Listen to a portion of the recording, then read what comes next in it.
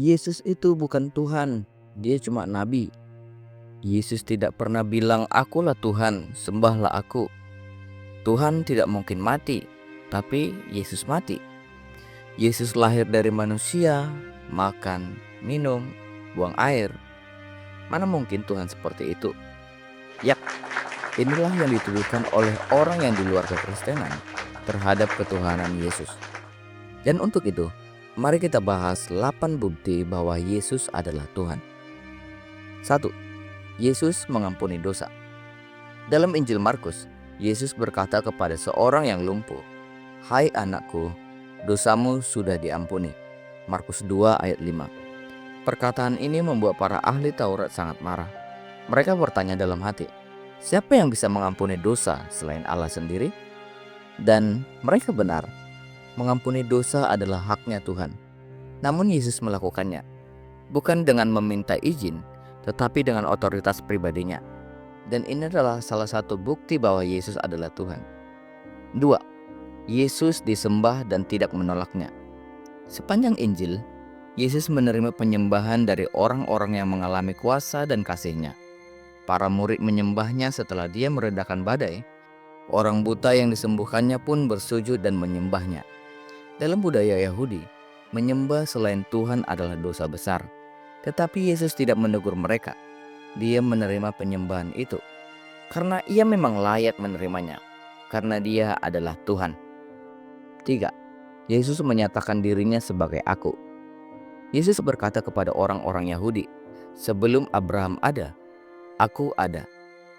Ini bukan sekedar pernyataan tentang umur. Yesus menggunakan frasa ego eimi dalam bahasa Yunani yang merujuk pada nama kudus Allah dalam Keluaran 3 ayat 14. Aku adalah aku, yang kita kenal dengan Yahweh. Orang-orang langsung mengambil batu untuk melempari Yesus, karena mereka tahu bahwa Yesus sedang menyatakan dirinya sebagai Tuhan. 4. Yesus menerima dan mengklaim gelar-gelar ilahi. Yesus disebut sebagai Alfa dan Omega, awal dan akhir dari segala sesuatu. Wahyu 2 ayat 13. Yesus juga disebut Tuhan atas segala Tuhan dalam Filipi 2 ayat 11, yaitu nama di atas segala nama. Dan Yesus juga disebut sebagai anak Allah, bukan sekedar gelar simbolik, tapi pernyataan kesatuan dengan Sang Bapa. Dalam Yohanes 10 ayat 30 Yesus berkata, "Aku dan Bapa adalah satu." Pernyataan ini membuat orang-orang Yahudi segera mengambil batu untuk melemparinya. Mereka berkata, "Bukan karena pekerjaan baik kami melempari engkau, melainkan karena hujat. Karena engkau, sekalipun hanya seorang manusia, menyamakan dirimu dengan Allah." Dalam Yohanes 10 ayat 33. Mereka paham bahwa klaim Yesus bukan perumpamaan. Yesus berbicara secara langsung, menyatakan bahwa dia satu dengan Allah. Dan bagi mereka, itu berarti adalah Yesus menyatakan dirinya sebagai Tuhan. 5. Yesus melakukan mukjizat dengan kuasanya. Yesus menyembuhkan, memberi makan ribuan orang, berjalan di atas air, dan bahkan membangkitkan orang mati. Tetapi yang membedakannya adalah cara dia melakukan semuanya.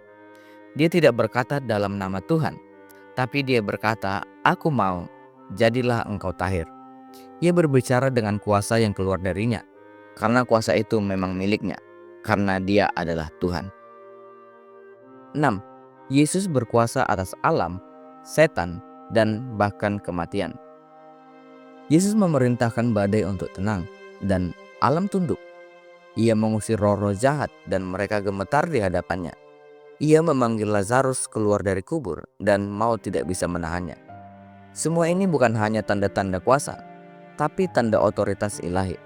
Kuasa atas ciptaan, atas dunia roh, dan atas kematian. Dan kuasa ini hanya dimiliki oleh Tuhan. 7.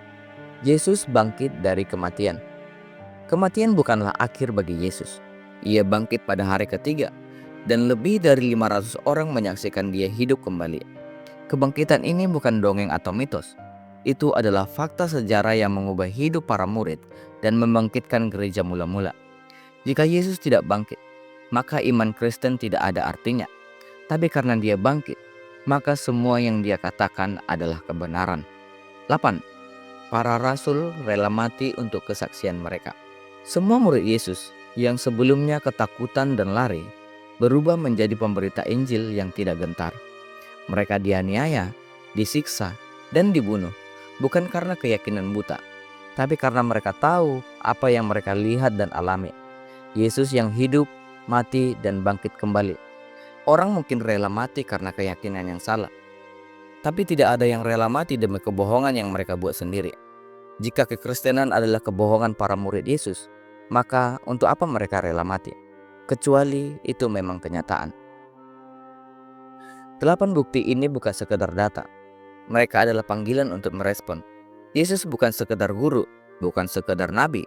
Dia adalah Tuhan yang turun menjadi manusia, mati untuk dosa kita, dan bangkit untuk memberikan kita hidup. Dan pertanyaannya adalah, apakah kamu akan mengakuinya sebagai Tuhan dalam hidupmu, atau hanya menjadikannya sekedar pengetahuan? Hari ini, keputusan itu ada di tanganmu.